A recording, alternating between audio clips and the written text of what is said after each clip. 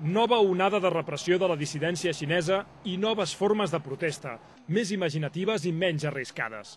Ta mare et crida per sopar.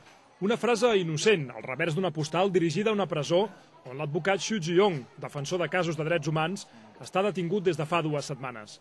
Xu Zhiyong, acusat d'evadir impostos, liderava un bufet d'advocats que defensava casos sensibles, com el de la llet adulterada, amb assessorament per a uns pares que, un any després de la mort d'almenys una dotzena d'infants amb pedres al ronyó, segueixen reclamant indemnitzacions i responsabilitats.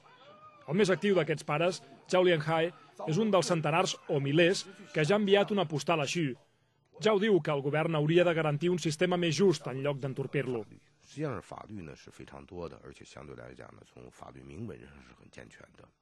但是呢，很多的法律呢都落实不到实处，牵扯到有权有背景的人物的时候，法律在他们面前是失效的。 D'aquí a poques setmanes se celebra el 60è aniversari de la República Popular de la Xina, el motiu principal que explicaria les últimes detencions d'activistes i dissidents. O dit amb altres paraules, el Partit Comunista Xinès no està disposat a que ningú li esguerri la festa. Sergi Vicente, TV3, Pequín.